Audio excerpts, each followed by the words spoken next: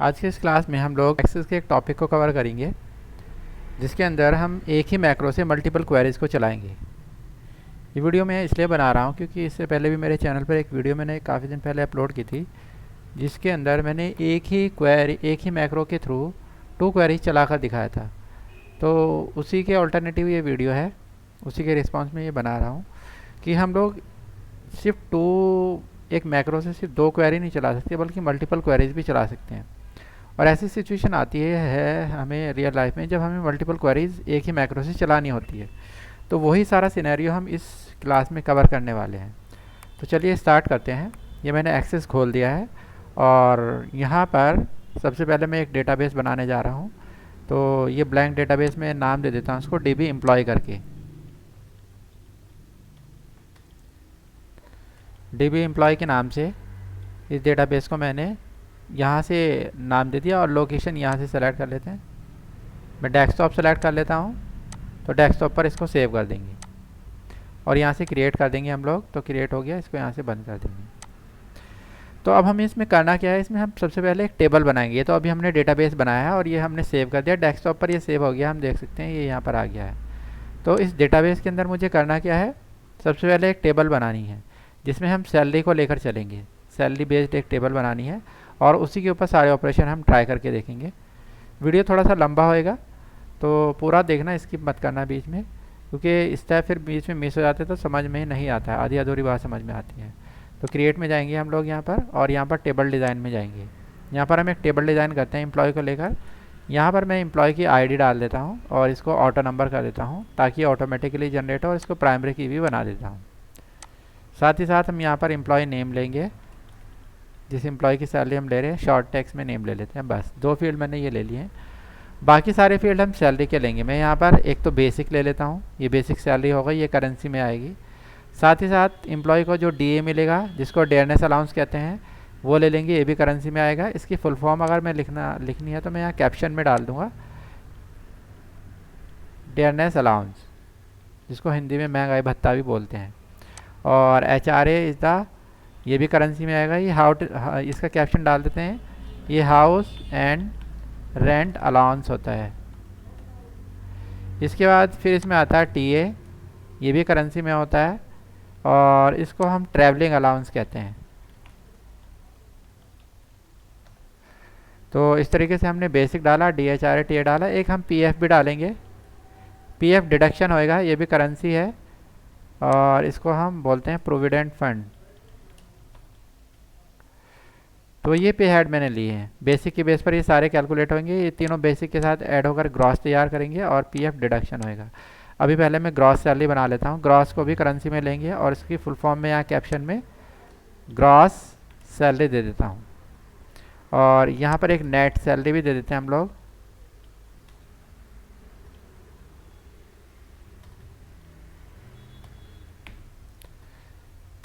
Net salary हमने लिखा, ये भी करेंसी में आएगा और नेट सैलरी के लिए किसी कैप्शन की ज़रूरत नहीं है, नेट सैलरी रहेगा। और एक इंक्रीमेंट भी यहाँ पर लगा देता हूँ, इसको भी हम करेंसी में ही लेकर चलेंगे। तो इस तरीके से मैंने पूरी एक टेबल डिज़ाइन कर दी है। अब मैं इसको फाइल में जाकर भी सेव कर सकता हूँ और Ctrl+S अगर कीबोर्ड से प्रेस कर दे तो भी सेव हो जाएगा। इसको मैं नाम दे देता हूँ एम्प्लॉय टेबल, ओके कर देंगे और इसको मैं यहाँ से बंद कर देता हूँ। अब इस टेबल को हम डबल क्लिक करेंगे, टेबल खोल देंगे। मैं यहाँ पर किसी एम्प्लॉय का नाम डालता हूँ। मैंने यहाँ पर एम्प्लॉय का नाम डाला, उसके बाद एम्प्लॉय की बेसिक सैलरी डाली और एंटर हम लोग प्रेस कर देंगे।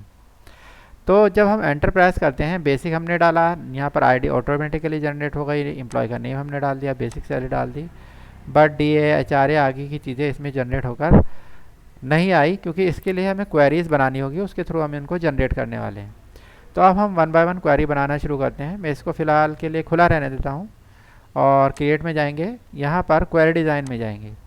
तो इस टेबल को हम ऐड कर देते हैं, ये टेबल हमारी यहाँ पर आ जाएगी। सबसे पहले बेसिक सैलरी के बेस पर हमें DA HRA TA और PF, ये चारों चीज़ें मैं बेसिक के बेस पर कैलकुलेट कर देता हूँ। तो इसके लिए जब मैंने ये चारों यहाँ पर ले लिए हैं, डबल क्लिक करके यहाँ पर आ जाते हैं। कीबोर्ड से किसी भी एक पर डबल क्लिक करेंगे तो वो यहाँ पर आने लग जाएगा। किसी को हटाना तो इसे अनचेक कर देंगे, वो हट भी जाएगा। ये यहाँ से ऐसे सेलेक्ट करके डिलीट कर देंगे कीबोर्ड से डिलीट का बटन प्रेस कर देंगे तो वो डिलीट भी हो जाएगा। अब करना क्या है, यहाँ पर अपडेट पर क्लिक करेंगे, ये जो अपडेट का बटन है इस पर क्लिक करेंगे तो यहाँ पर अपडेट टू आ जाएगा। इस अपडेट टू के अंदर हमें कोडिंग करनी होगी। यहाँ पर हमें क्या करना है, डीए निकालना है। डीए को हम बोलेंगे ये बेसिक का 40% है, बेसिक का 40%। तो बेसिक का 40% निकालने के लिए मैंने बेसिक इंटू 40/100 कर दिया है। HRA को मैं डाल देता हूँ, ये बेसिक का 20% है, इंटू 20/100 कर देंगे। और टीए को हम निकालेंगे, इसको बेसिक का 10% कर देते हैं, तो बेसिक इंटू 10/100 हो जाएगा। और पीएफ निकालना है तो उसको बेसिक का 12.5% 12.50/100। तो इस तरीके से सारे मैंने यहाँ पर निकाल दिए हैं, बेसिक, डीए, HRA, टीए और पीएफ, ये सब हमने यहाँ पर निकाल दिए हैं। अब हमें करना क्या है, इन फार्मूलाज को मैं एक बार वर्ड फाइल में दिखा देता हूँ। ये डीए के लिए है, ये HRA के लिए है, ये टीए के लिए है और ये पीएफ के लिए है। तो ये 3 फॉर्मूले मैंने लगा दिए हैं। अब इसको हम यहाँ पर सेव कर देते हैं। मैं Ctrl+S कीबोर्ड से प्रेस करूँगा और इसको सेव कर देंगे। और इसको एक क्वेरी को हम नाम देंगे DA, HRA, TA और PF। बस ये नाम देकर हम इसको ओके कर देंगे तो ये क्वेरी हमारी इस नाम से यहाँ पर आ गई है। अब इस क्वेरी का फ़र्क क्या पड़ा है, जैसे ही इस क्वेरी पर हम क्लिक करते हैं और रिफ़्रेश पर क्लिक करते हैं तो यहाँ पर DA, HRA, TA और PF सारे हमारे कैलकुलेट होकर आ गए हैं हमारे सामने, हम देख सकते हैं। ये इसका फ़र्क पड़ा है, तो हमें इन्हें डालने की ज़रूरत नहीं है, ऑटोमेटिकली कैलकुलेट हो जाएंगे बेस्ड ऑन द फार्मूला जो हमने दिया है। अब हमें निकालना है ग्रॉस है, तो ग्रॉस के लिए हम यहाँ पर क्रिएट में जाएंगे, क्वेरी डिज़ाइन में अगेन जाएंगे और फिर इस टेबल को अगेन ऐड करके हम लोग यहाँ से ग्रॉस पर क्लिक करेंगे और फिर अपडेट पर क्लिक करेंगे। और इस बार हमें फार्मूला लगाना होगा। ग्रॉस के अंदर हम ऐड करेंगे बेसिक को प्लस DA प्लस HRA और प्लस TA, इन सब को जोड़कर हमने ग्रॉस सैलरी तैयार की है। ये फार्मूला अगर देखना है, यहाँ पर शायद ये बहुत बारीक सा दिखाई दे तो मैं यहाँ पर दिखा देता हूँ। ये मैंने ग्रॉस सैलरी निकाली है, तो इसमें ये फार्मूला मैंने लगाया है, बेसिक, DA, HRA, TA, इस तरह के ब्रैकेट में बंद होके आएगा। मैं इसको और बड़ा कर देता हूँ ताकि अच्छे से दिख जाए। ये सारे फार्मूले मैंने दिखा दिए यहाँ पर, तो इस तरीके से ये हमें दिख जाएगा। अब बेसिक, DA, HRA, TA आ गया, ये हमने यहाँ पर लगा दिया फार्मूला। इसको भी हम यहाँ से रन करेंगे और रन नहीं भी करेंगे, Ctrl+S हम कर देंगे। इसको नाम दे देंगे हम लोग ग्रॉस सैलरी। तो ये हमारा ग्रॉस सैलरी का फार्मूला बनकर तैयार हो गया है। इसको मैं यहाँ से बंद कर देता हूँ और ग्रॉस सैलरी पर क्लिक करने के बाद हम रिफ्रेश पर क्लिक करेंगे तो यहाँ पर ग्रॉस सैलरी हमारे सामने आ जाएगी।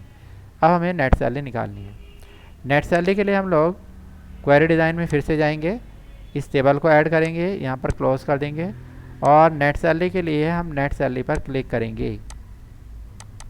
फिर अगेन अपडेट पर क्लिक करेंगे और यहाँ पर नेट सैलरी का फॉर्मूला ये है, ग्रॉस माइनस पीएफ। ग्रॉस में से पीएफ को माइनस कर देंगे तो नेट सैलरी हमारे पास आ जाएगी। रन बटन पर क्लिक कर देते हैं, Ctrl+S कर देंगे और यहाँ पर हमारे पास gross salary, sorry net salary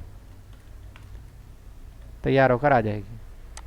इसको भी मैं यहाँ से बंद कर देता हूँ और हम देख सकते हैं नेट सैलरी हमारे पास यहाँ पर आ गई है। अभी हमें इस पर क्लिक करने की भी ज़रूरत नहीं पड़ी क्योंकि हमने वहाँ पर बटन, जो क्वेरी बटन था उसको क्लिक कर दिया था, जो रेड बटन था, ये हमारे पास आ गई। अब हमें इंक्रीमेंट करना है। इंक्रीमेंट के लिए भी हमें क्वेरी डिज़ाइन करनी होगी। इंक्रीमेंट में एक कंडीशन लेकर चलता हूँ।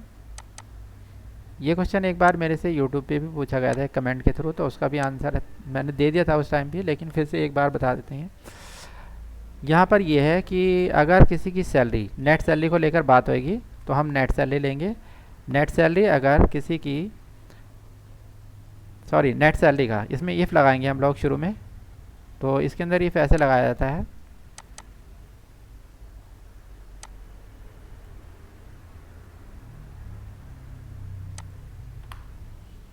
यहाँ पर हम लगाएंगे इफ़, तो IIF करके हमें लिखना होता है इफ़, और इसमें गोल ब्रैकेट आएंगे इफ़ के, उसके बाद हम नेट सैलरी को स्क्वायर ब्रैकेट में लेंगे।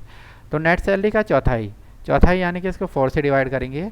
अगर ये ग्रेटर देन इक्वल्स टू 5000 हो जाता है, यानी कि नेट सैलरी का चौथाई 5000 से ज़्यादा है या उसके बराबर है, तो नेट सैलरी में हम ऐड करेंगे, नेट सैलरी में ऐड करेंगे net salary plus net salary का 5% इंक्रीमेंट। फिर IIF करके हम कंडीशन लगाएंगे और इस बार हम कंडीशन ये बोलते हैं कि अगर नेट सैलरी का तिहाई, नेट सैलरी का तिहाई, इसको 3 से डिवाइड कर देते हैं, ये अगर ग्रेटर देन इक्वल्स टू 5000 है, नेट सैलरी का तिहाई अगर 5000 से ज़्यादा है, तो नेट सैलरी में ऐड हो जाए net salary plus net salary का 3%, अदरवाइज नेट सैलरी में ऐड हो जाए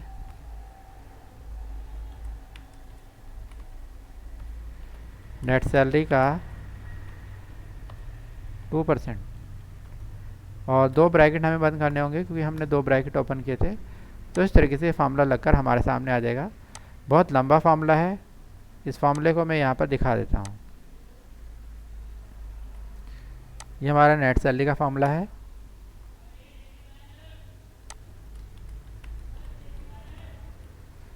इस तरीके से फार्मूला लगेगा। ये मैंने सारे फार्मूले यहाँ पर दिखाए हैं।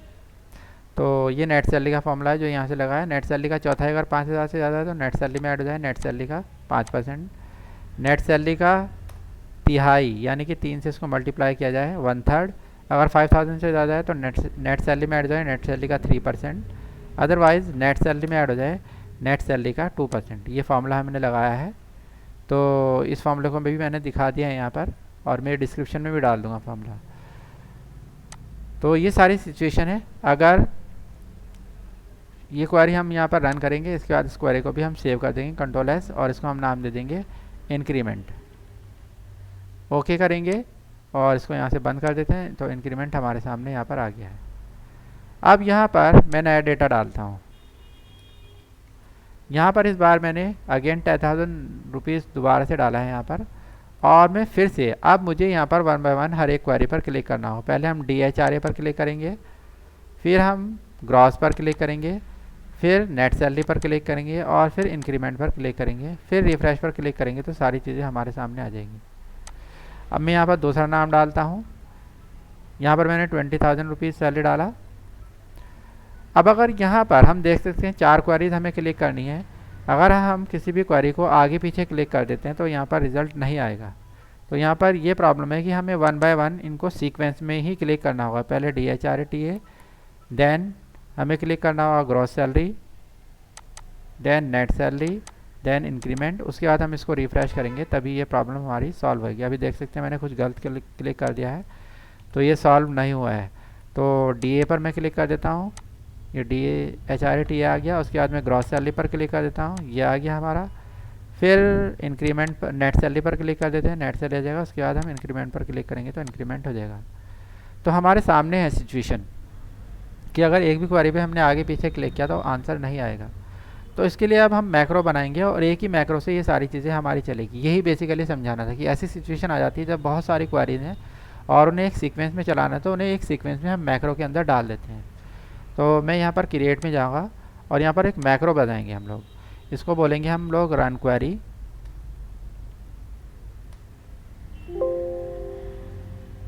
ओपन क्वेरी दे देते नाम, ओपन क्वेरी।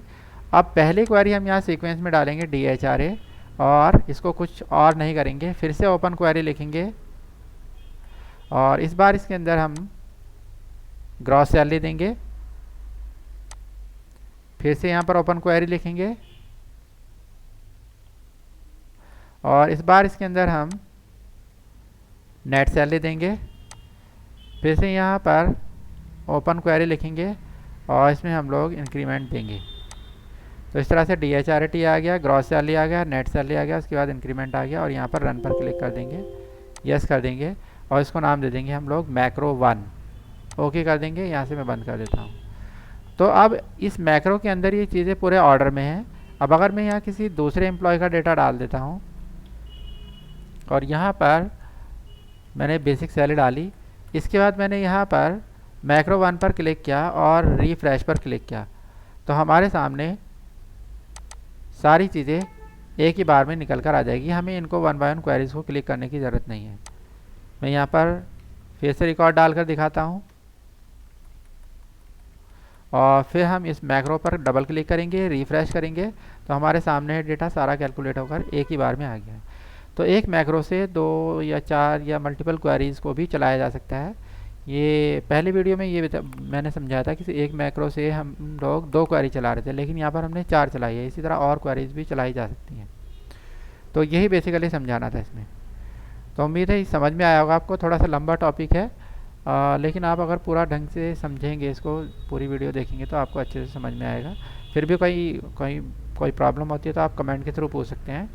ये डेटाबेस भी और जो मैंने फार्मूले यहाँ पर दिखाए हैं, सारे फार्मूले भी मैं डिस्क्रिप्शन में डाल दूँगा ताकि आपको फार्मूले में कोई दिक्कत ना हो। Thanks for watching.